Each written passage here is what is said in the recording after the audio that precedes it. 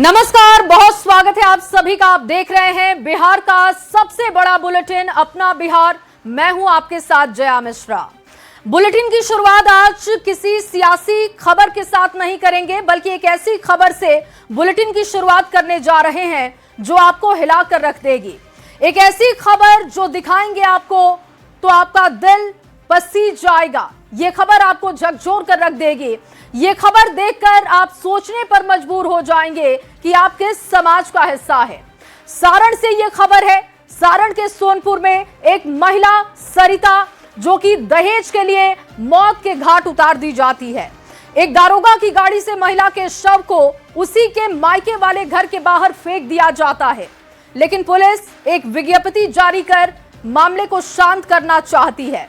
दहेज के लालच में एक युवती की हत्या पर पुलिस ने जिस तरीके से खानापूर्ति की है, मानो उसके लिए ये कोई सामान्य घटना हो, जबकि ऐसी घटनाओं में तुरंत कड़ी कार्रवाई होनी चाहिए। तो सारण का ये मामला है। दहेज के लालची भेड़िए ने एक महिला को मौत के घाट उतार दिया है। दारोगा की गाड़ी से शव को उसी के मायके के घर के बाहर फेंक दिया गया। ये जो सीसीटीवी फुटेज आप देख रहे हैं उससे ये पूरा मामला खुला है और ये आरोपी पति सत्येंद्र कुमार की तस्वीर है, जिसने 9 महीने के बाद ही अपनी पत्नी को मौत के घाट उतार दिया। बताया जा रहा है कि दहेज के लालची ने ये सब कुछ पैसे और दहेज के लिए किया है।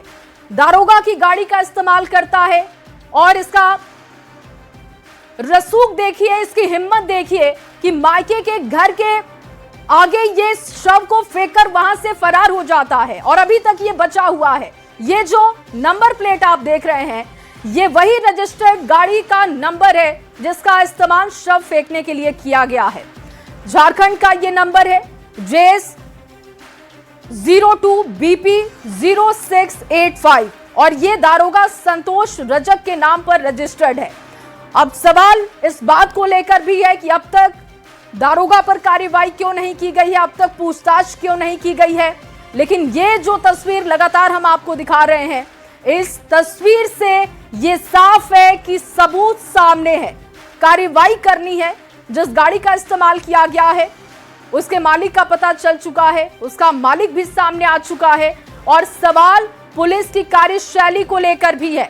देखिए, पुलिस की कार्यशैली सवालों के घेरे में है। ये जानने के लिए सबसे पहले आपको तस्वीरें गौर से देखनी होगी। इस अपराध की जघन्यता को समझने के लिए इस वीडियो को आप देखिए। रात का समय है, एक गाड़ी आती है, गाड़ी झटके के साथ मुड़कर रुक जाती है। कार की अगली सीट से एक शख्स उतरता है, फिर वो कार के पीछे का गेट खोलता है। गाड़ी की पिछली सीट पर सरिता का शव रखा है। जो कि गाड़ी का गेट खोलता है वो व्यक्ति फिर सरिता के शव को घसीट कर नीचे उतारता है। ये सब कुछ आप इस सीसीटीवी फुटेज में देख सकते हैं। लगातार आपको दिखा रहे हैं हम ये सीसीटीवी फुटेज। शव को ठीक उसके घर के सामने सड़क के बाहर फेंका जाता है।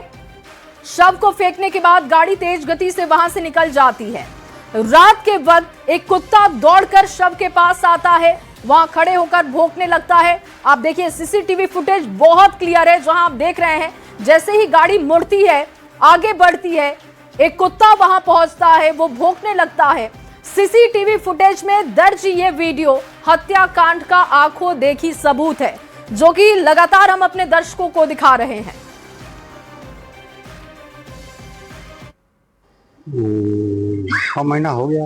अच्छा, हाँ, तो क्या मतलब क्यों ऐसा घटना किया गया है? ये दहेज प्रथा के लेके उसके बाद में वो लड़कावा जो था ना, हाँ। बगल के कोई औरत है, अच्छा। उससे मैं उससे ऐसी चल रहा था। अच्छा। हाँ ये जिस स्कॉर्पियो से आया है वो बताया जा रहा है कि किसी पुलिस का है। जी सर, किसका है? वो किसी कोई पुलिस थी में था, दरोगा जी थे काटहा के। अच्छा, वो अब शायद मुजफ्फरपुर में तैनात है। अच्छा, झारखंड नंबर उनका गाड़ी था, वो गाड़ी से बच्चिया को लेके आते थे, जाते थे। अच्छा, उस गाड़ी से यहाँ आती थी? जी हाँ, वो गाड़ी से आते थे। अच्छा, तो आप गाड़ी पहचान लिया?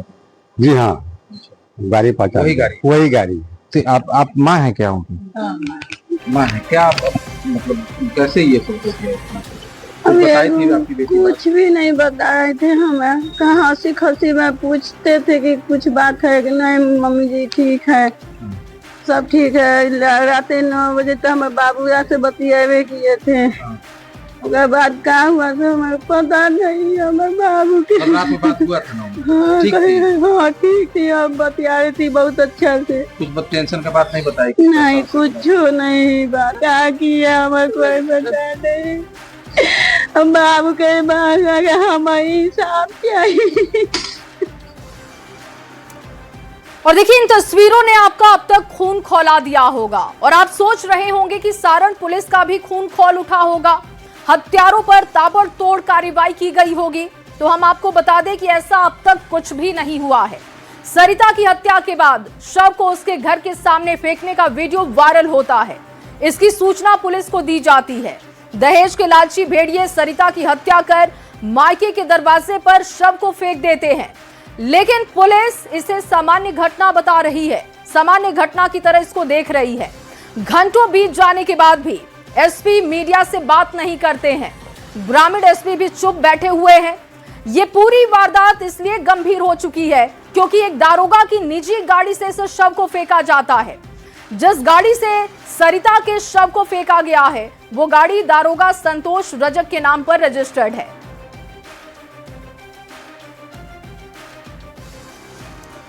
और अब इस गाड़ी का नंबर भी देख लीजिए।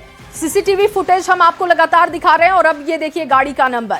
इस गाड़ी का नंबर है JH02BP0685। झारखंड के हजारीबाग में ये गाड़ी रजिस्टर्ड है। जिस दारोगा के नाम पर ये गाड़ी रजिस्टर्ड है वो मुजफ्फरपुर के पानापुर के करियात थाने में तैनात है। दारोगा संतोष रजक का ससुराल वैशाली के लालगंज में है। दारोगा संतोष रजक ने भाड़े पर यह गाड़ी दी हुई थी जिससे कि यह पूरा कांड किया गया। दारोगा संतोष रजक महिला के पति सतेंद्र के गांव का ही रहने वाला है। बताया जा रहा है कि उस गाड़ी से कई बार अपने पति के साथ पहले भी सरिता आ चुकी है और इसीलिए लोगों ने गाड़ी को पहचान लिया। अब हम आपको दारोगा का बयान भी सुनवाते हैं जो इस बात को स्वीकार कर रहा है कि उसने आरोपी सतेंद्र कुमार को गाड़ी दी थी। दारोगा का यह भी कहना है कि सतेंद्र कुमार उसके परिवार वालों को अक्सर पहुंचाने का काम करता था। बयान सुनिए। गाड़ी से आपके कब फेंका गया है महिला का? गाड़ी और जांच का विषय है। गाड़ी के बारे में गाड़ी जांच का उसका जांच में जो आता है उसके बाद ही पता चलेगा क्या दिए हुए थे गाड़ी? गाड़ी एक सतेंद्र कुमार वहाँ थे। वो मेरे फैमिली उमली को पहुँचाने के लिए कभी कल लाया जाया करता था। व्यक्ति जो है आपकी गाड़ी लेकर जाया करता था? हाँ, पहले अपना शादी से पहले उसका शादी से पहले से वो गाड़ी कभी कभी ले जाता। हम खुद बुला के अपना भेज देते फैमिली उमली को। अच्छा, ये जो गाड़ी ले गए थे इसकी सूचना आपको मिली थी कि नहीं पहले की जो गाड़ी बीते दिनों यूज किया गया था? नहीं, इसकी सूचना हमको नहीं थी। नहीं। और चलिए इस मामले में एक बड़ा अपडेट है। बड़ा अपडेट आपके सामने रखने जा रहे हैं। इस वक्त की बड़ी खबर, दारोगा की स्कॉर्पियो बरामद की जा चुकी है। दारोगा के ससुराल से बरामद हुई है गाड़ी। लालगंज थाना क्षेत्र के जलालपुर गांव के दारोगा संतोष बताए जा रहे हैं। संतोष रजक का यहां पर ससुराल है। आरोपी सतेंद्र ही करता था दारोगा की गाड़ी का इस्तेमाल, ये साफ हो चुका है। 15 जनवरी की आधी रात के बाद स्कॉर्पियो गाड़ी से सरिता को फेंका गया था। सरिता का शव फेंका गया था। ये सब कुछ साफ होता हुआ दिख रहा है जांच में। और सबसे पहले ये तस्वीर आप देख रहे हैं न्यूज़ 18 बिहार झारखंड पर। जलालपुर गांव से ये गाड़ी बरामद की गई है जहां पर दारोगा संतोष रजक का ससुराल है। ये जानकारी भी सामने आ रही है कि इसका इस्तेमाल आरोपी सतेंद्र कर रहा था। 15 जनवरी की आधी रात के बाद स्कॉर्पियो गाड़ी से सरिता का शव फेंका गया था। ये जांच में सामने आ चुका है और ये गाड़ी बरामद की जा चुकी है। जिस सीसीटीवी फुटेज में आप स्कॉर्पियो गाड़ी को देख रहे थे, काले रंग की गाड़ी, वो गाड़ी बरामद की जा चुकी है। और सबसे पहले न्यूज़ 18 बिहार झारखंड पर आप उस गाड़ी की तस्वीर देख रहे हैं। ये गाड़ी दारोगा संतोष रजक का है और ये गाड़ी जो कि उन्हीं के नाम पर रजिस्टर्ड है, इस बात को वो पहले मान चुके हैं। उन्होंने कहा था कि ये जांच का विषय है और देखिए जैसे जांच आगे बढ़ी तो ये गाड़ी बरामद की जा चुकी है। उन्हीं के ससुराल जलालपुर से इस गाड़ी को बरामद कर लिया गया है। साथ ही साथ ये बात भी साफ हुई है कि आरोपी सतेंद्र जो कि सरिता का पति है, जिसने सरिता के शव को इस गाड़ी से फेंका था, वो इस गाड़ी का इस्तेमाल कर रहा था। जबकि दारोगा के हाव भाव से, बॉडी लैंग्वेज से, उनके बयान से ऐसा लग रहा था कि वो इस बात से वाकिफ नहीं है कि उनका एक गाड़ी का इस्तेमाल कौन कर रहा था। लेकिन जांच में यह बात सामने आई है कि आरोपी सत्येंद्र वो इस गाड़ी का इस्तेमाल कर रहा था। दरवाजे पे लगी हुई है स्कॉर्पियो ब्लैक रंग की। किसकी गाड़ी है? वो हमारे दामाद के। दामाद का क्या नाम है? संतोष कुमार रजक। संतोष कुमार रजक। आपके दामाद क्या करते हैं? दरोगा। दरोगा है? कहाँ आती दरोगा में? कहाँ पोस्टर है? कहाँ? टिपानापुर में। तो इससे पहले कहाँ थे? करताहा में। कितना दिन पहले करताहा में? 2 महीना पहले।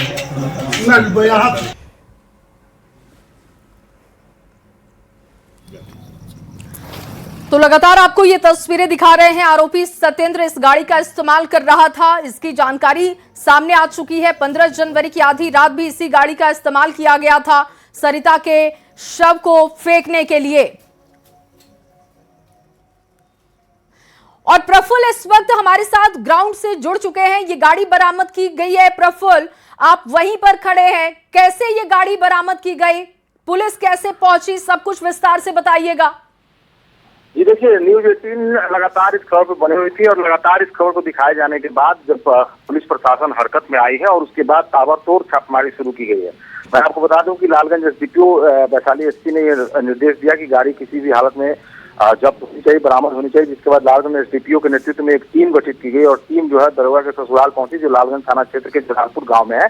वहाँ पूर्व मुखिया बताए जाते हैं, जो दरोगा के ससुर हैं प्रमोद बैठा जी, वो पूर्व मुखिया हैं, उनके घर पे गाड़ी लगी हुई थी और उसके बाद पुलिस टीम वहां पहुंची है, उनसे पूछताछ की है, गाड़ी को जब्त किया गया है। तब ससुर जो प्रमोद बैठा है उन्होंने ये बताया है कि गाड़ी कल सत्येंद्र, चूंकि जो दरोगा संतोष रजक जी थे वो करताहा थाना में पहले भी तैनात पदस्थापित, करीब 2 माह पहले वो यहाँ पे तैनात थे और उनसे सत्येंद्र की अच्छी खासी जान पहचान थी। और उन्होंने ये बताया है कि जो सत्येंद्र था वो दरोगा की जो स्कॉर्पियो गाड़ी है वो चलाया करते थे और गाड़ी का इस्तेमाल अधिकांश जो है वो सत्येंद्र ही करता था। दरोगा मुजफ्फरपुर में अपनी ड्यूटी कर रहे थे और उनकी गाड़ी का इस्तेमाल सत्येंद्र ही कर रहा था।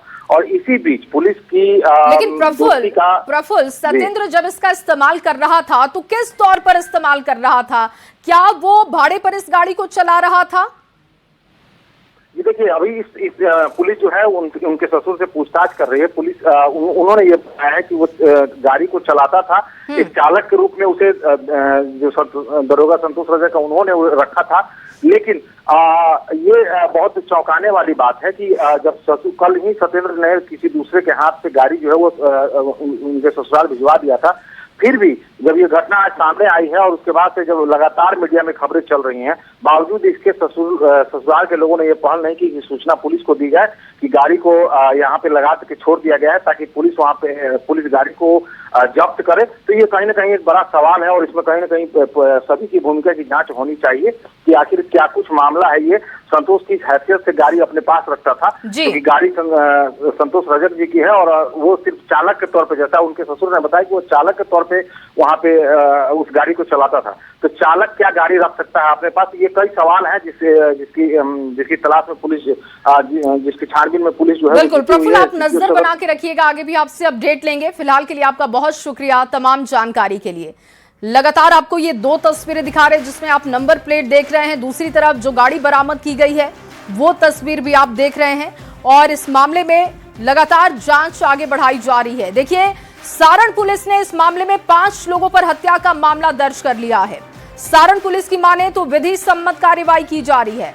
पुलिस एक प्रेस विज्ञप्ति जारी कर विधि सम्मत कार्रवाई जैसी सरकारी शब्दों वाला बयान जारी कर अपनी जिम्मेदारी पूरी समझ लेती है। लेकिन इस पूरे मामले में सारण पुलिस सवालों के घेरे में है। सवाल उठ रहा है कि क्या बिहार पुलिस ऐसे ही काम करती है? आरोपी पति सत्येंद्र की गिरफ्तारी में देरी क्यों हो रही है? ये कुछ अहम सवाल हैं जो लगातार हम पूछ रहे हैं। और देखिए, सवाल जो कि वाजिब सवाल हैं वो न्यूज 18 पूछ रहा है। मामला ये जिस तरीके से सामने आया है, एक प्रेस विज्ञप्ति जारी कर इस मामले को सामान्य घटना के तौर पर देखने की कोशिश की गई, जिससे ये सवाल उठ रहे हैं कि आखिर पुलिस क्या ऐसे ही काम करेगी? क्या बिहार पुलिस ऐसे ही काम करेगी? सवाल उठ रहा है कि आरोपी पति सत्येंद्र की गिरफ्तारी में अब तक देरी क्यों हुई है? हालांकि आपको अपडेट दे दें कि ये गाड़ी बरामद की जा चुकी है और इस मामले में कार्रवाई की जा रही है, लेकिन कुछ अहम सवाल जो कि न्यूज 18 बिहार झारखंड लगातार उठा रहा है। तो लगातार ये सवाल है कि पुलिस अपनी कार्यशैली, अपनी भूमिका को लेकर संदिग्ध क्यों दिख रही है। एक प्रेस विज्ञप्ति जारी कर इस पूरे मामले से पल्ला झाड़ने की कोशिश क्यों की गई। जब सबूत के तौर पर सीसीटीवी फुटेज है, फिर कैसे पुलिस ने एक प्रेस विज्ञप्ति जारी कर मामले को रफा दफा करने की कोशिश की है। आगे बढ़ते हुए छपरा से आपके सामने बड़ी खबर रखने जा रहे हैं। सरिता हत्याकांड में एसआईटी का गठन हो चुका है। देखिए, खबर का असर हो गया। एसडीपीओ के नेतृत्व में एसआईटी का गठन हो चुका है। फॉरेंसिक टीम भी इस पूरे मामले की जांच कर रही है। न्यूज 18 के अभियान के बाद बैकफुट पर पुलिस है और एसआईटी का गठन करने का फैसला हो चुका है। सरिता हत्याकांड में ये बड़ा अपडेट आपको दे रहे हैं। न्यूज 18 ने जिस तरीके से प्रमुखता से इस खबर को दिखाया, जिस तरीके से हमने लीड ली, न्यूज 18 के इस अभियान के बाद बैकफुट पर बिहार पुलिस दिख रही है। और इस मामले में बड़ा अपडेट, बड़ी खबर यह है कि एसआईटी का गठन, सरिता हत्याकांड में एसडीपीओ के नेतृत्व में एसआईटी का गठन, फॉरेंसिक टीम भी इस पूरे मामले की जांच कर रही है। दूसरी तरफ गाड़ी बरामद की जा चुकी है। दारोगा से अब पूछताछ होगी, क्योंकि कहा जा रहा है कि सामान्य तौर पर अक्सर ही सत्येंद्र इस गाड़ी का इस्तेमाल कर रहा था। और छपरा से आपके सामने एक और बड़ी खबर रख रहे हैं। इस मामले में एक और बड़ा अपडेट है। डीआईजी नीलेश कुमार पहुंचे हैं सोनपुर। सरिता हत्याकांड को लेकर जांच आगे बढ़ाई जा रही है। डेड बॉडी फेंकने के लिए दारोगा की गाड़ी का इस्तेमाल किया गया। डीआईजी का ये बयान आपको बता रहे हैं। औपचारिक तौर पर यह बयान सामने आ चुका है। दारोगा की भूमिका की पुलिस जांच करेगी। डीआईजी का कहना है कि दारोगा की भूमिका की भी हम जांच करेंगे कि गाड़ी का इस्तेमाल कैसे सत्येंद्र ने किया, आखिर उसने इसी गाड़ी का इस्तेमाल क्यों किया है। इन तमाम बातों की जांच पड़ताल होगी। दारोगा की भूमिका पर हमारी नजर है और पुलिस इसकी जांच करेगी। अब देखिए, डीआईजी का बयान ये आपको बता रहे हैं, क्योंकि डीआईजी नीलेश कुमार सोनपुर पहुंचे। सरिता हत्याकांड को लेकर जांच आगे बढ़ाई जा रही है। बड़ा अपडेट दे दे आपको, डीआईजी का बयान सामने आ चुका है। डेड बॉडी फेंकने के लिए दारोगा की गाड़ी का इस्तेमाल किया गया, ये डीआईजी की तरफ से औपचारिक बयान दिया गया है।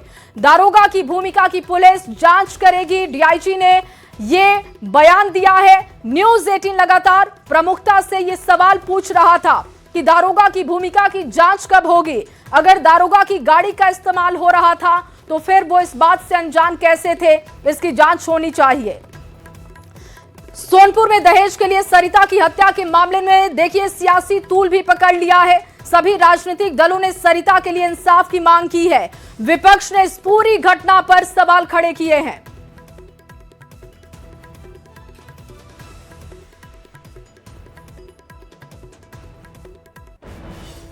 अभियुक्त परिवार के साथ घर से फरार है एवं मोबाइल स्विच ऑफ है, लेकिन कानून के लंबे हाथ होते हैं। कितना समय लगाओगे? मोबाइल बंद रखो, घर से फरार हो जाओ। गुनाह किया है तो जेल जाना तय है। इन सभी मामलों पे बहुत ही गहनता के साथ जांच चल रही है। बहुत सेंसिटिव मामला है और आरोपी कोई भी हो, अगर आरोप सिद्ध हो जाता है तो पुलिस तुरंत अपनी कार्रवाई करेगी। अब कानून का राज कैसे स्थापित होगा? जब कोई हत्यारा हत्या करता हो, उसकी डेड बॉडी को स्कॉर्पियो में ले जाता हो, वह भी स्कॉर्पियो प्रशासन का रहता हो, तो कानून का राज तो नहीं है। दहेज लोभियों की जरूरत तो देखिए, एक बेटी की हत्या की जाती है और उस बच्ची का शव उसके मैके के दरवाजे पर फेंका जाता है और तब तक पुलिस हाथ पर हाथ धरे बैठी रहती है। हम लोग तो पूर्व से कह रहे हैं कि बिहार इस देश का क्राइम कैपिटल बन चुका है। और इस मामले पर, इस खबर पर आगे भी आपको अपडेट देते रहेंगे। फिलहाल एक बड़ी खबर बक्सर से आ रही है, सीधे उसी का रुख करेंगे। नाबालिग छात्रा के साथ रेप का आरोप लगा है। 3 दोस्तों पर रेप का आरोप लगा। मुख्य आरोपी को पुलिस ने गिरफ्तार कर लिया है। 2 अन्य आरोपियों की तलाश जारी है। डुमरांव अनुमंडल के सोनबरसा थाना क्षेत्र की यह घटना बताई जा रही है। इस पूरे मामले में मुख्य आरोपी की गिरफ्तारी हो चुकी है। 2 अन्य आरोपियों की तलाश जारी है। डुमरांव अनुमंडल के सोनबरसा थाना क्षेत्र की यह घटना बताई जा रही है। इस वक्त की बड़ी खबर आपके सामने रख रहे हैं। नाबालिग छात्रा के साथ रेप का आरोप लगा है। 3 दोस्तों पर यह आरोप लगा है। मुख्य आरोपी को पुलिस ने गिरफ्तार किया है। 2 अन्य की तलाश अभी भी हो रही है। डुमरांव अनुमंडल के सोनबरसा थाना क्षेत्र की यह घटना बताई जा रही है। और चलिए अब बात मेडिकल की तैयारी कर रही उस छात्रा की भी करते हैं जिसकी मौत ने सबको हिलाकर रख दिया। पटना में नीट की तैयारी कर रही जहानाबाद की छात्रा की मौत मामले में पुलिस ने दावा किया कि इस पूरे कांड की नए सिरे से जांच और जल्द इसका सच सामने होगा। एसआईटी के सदस्यों के साथ आईजी जितेंद्र राणा, एसएसपी कार्तिकेय के शर्मा भी शंभू गर्ल्स हॉस्टल पहुंचे। वहीं इस मामले पर सियासत भी तेज है। आपको दिखाते हैं ये रिपोर्ट।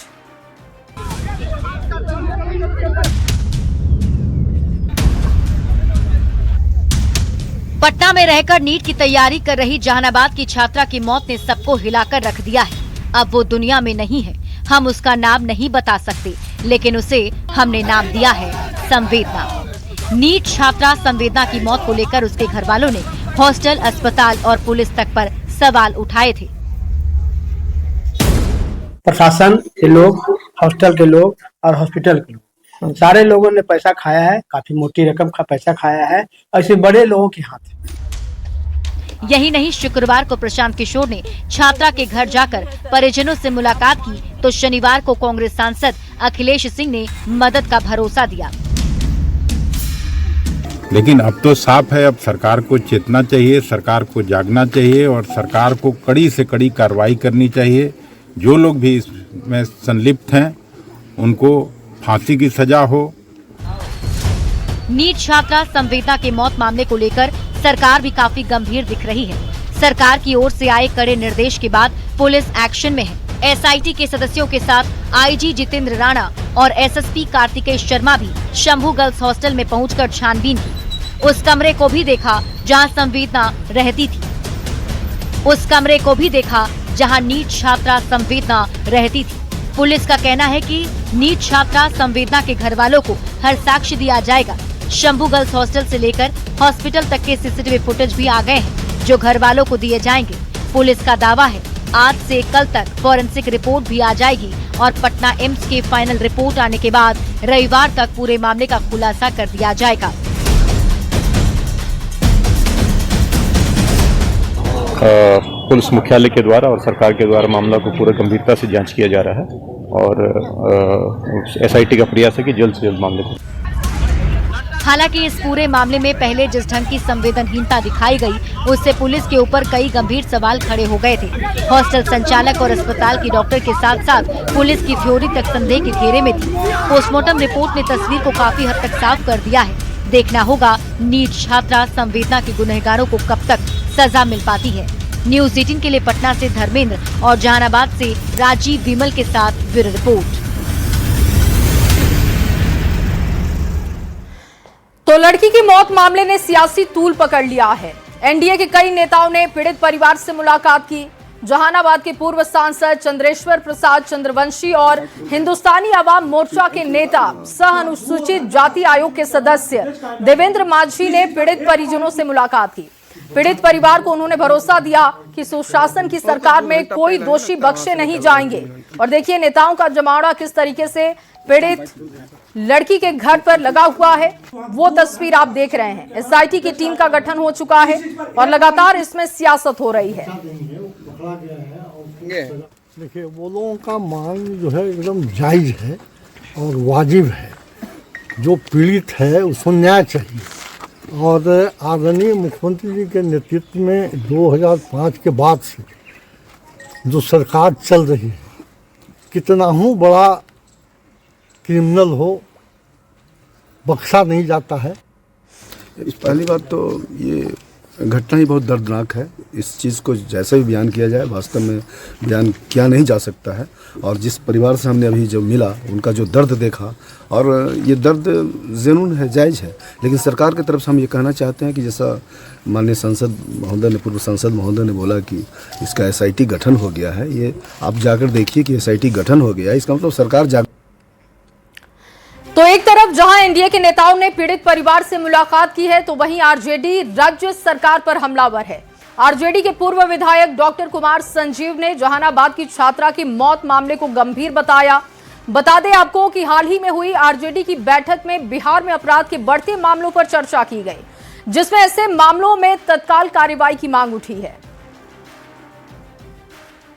बात ये हुई कि जो बिहार में आजकल बेलगाम हो गए हैं अपराधी, तो जनता को सोचना चाहिए इस पे। रिसेंट की घटना आप देख रहे हैं, हमारे खगड़िया में 4 साल की बच्ची के साथ रेप हुआ और जो शांतिपूर्ण प्रदर्शन कर रहे हैं उन्हीं को जेल भेज दिया गया। वही हाल पटना में हुआ। पहले तो पुलिस बता रही थी कि शंभू गर्ल्स हॉस्टल में रेप हुआ ही नहीं है, पॉइजनिंग का केस है। जब पोस्टमार्टम रिपोर्ट आया उसमें साफ क्लियर है कि रेप हुआ है, और उसके बाद भी वैसा एक्शन में जो आना चाहिए था पुलिस नहीं आई है। तो ये सब जो घटनाएं घट रही है इस पे जिक्र हुआ। और वहीं इस मामले को लेकर प्रशांत किशोर ने भी एसएसपी से मुलाकात की है। प्रशांत किशोर ने जांच ठीक से नहीं होने के आरोप लगा दिए। उन्होंने कहा कि अनुसंधान में शामिल महिला अधिकारियों पर पीड़ित परिवार को संदेह है। पीके ने लापरवाह अधिकारियों पर विभागीय कार्रवाई की मांग उठाई है। अभी जांच होने दीजिए। हम जो इनकी पीड़ित परिवार के लोगों ने जो कुछ कहा है वो बात हम लोगों ने जनता के सामने रखा है, सरकार के सामने रखा है। सरकार ने उसका संज्ञान लिया, एसआईटी बना दिया है। अब एसआईटी को निर्णय लेने दीजिए। एसएसपी का वो मामला नहीं है। एसएसपी जी से बस जो हम लोग का आग्रह था कि जिस महिला पदाधिकारी की वजह से परिवार को ऐसा लगता है कि ये सारा कुछ गलत हुआ है, उस पर कार्रवाई की जानी चाहिए, विभागीय कार्रवाई होनी चाहिए। और दूसरा बात कि इस घटना से संबंधित जो धरना प्रदर्शन हुआ था, जिस पर लाठीचार्ज हुआ है, कुछ केस वगैरह हो गया है, उस पर मानवीय रुख पुलिस। और चलिए बात सीएम नीतीश की समृद्धि यात्रा की करते हैं। सीएम नीतीश ने आज मोतिहारी में करोड़ों की योजनाओं की सौगात दी है। सीएम नीतीश ने कहा कि अगले 5 साल में 1 करोड़ युवाओं को नौकरी और रोजगार देने का लक्ष्य है और इसे पूरा किया जाएगा। सीएम नीतीश ने कहा कि जिन महिलाओं को 10,000 रुपए की राशि मिली है, उन्हें बिजनेस शुरू करने के लिए 2 लाख रुपए भी सरकार देगी। तो 1 करोड़ युवाओं को नौकरी रोजगार, नीतीश कुमार का ये लक्ष्य है। महिलाओं को 2 लाख रुपए मदद करेगी सरकार। जिन महिलाओं ने अपना बिजनेस शुरू किया है उसकी समीक्षा और उसके बाद सरकार की तरफ से आर्थिक मदद दी जाएगी। इस बात को फिर से सीएम ने दोहराया है। मोतिहारी की ये तस्वीरें आप देख रहे हैं जब सीएम पहुंचे समृद्धि यात्रा के दौरान, उस वक्त की ये तस्वीरें जहां पर योजनाओं की सौगात दी गई है। साथ ही साथ एक बार फिर से भरोसा सीएम की तरफ से दिया गया है कि लोगों के रोजगार के लिए, बेहतर जीवन के लिए सरकार प्रतिबद्ध है। तो अगले 5 वर्षों में युवाओं को 1 करोड़ नौकरी और रोजगार उपलब्ध कराए जाएंगे। अब इसके लिए नए युवा रोजगार और कौशल विकास योजना का गठन किया गया। फिर समृद्ध उद्योग और सशक्त बिहार, अगले 5 वर्षों में उद्योग लगाने पर पूरा जोर दिया जाएगा। बिहार और विकसित होगा, आज देश के टॉप राज्यों में शामिल हो जाएगा और देश की प्रगति में महत्वपूर्ण योगदान होगा। रोजगार के लिए जिले की 7,81,000 महिलाओं को 10,000 रुपये के हिसाब से राशि पहले से दी जा चुकी है। इन्हें रोजगार आगे बढ़ाने के लिए 2 लाख रुपए तक की अतिरिक्त सहायता दी जाएगी।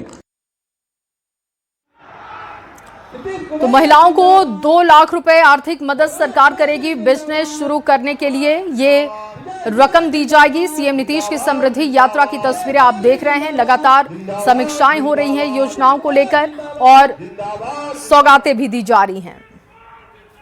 और फिलहाल इस बुलेटिन में बस इतना।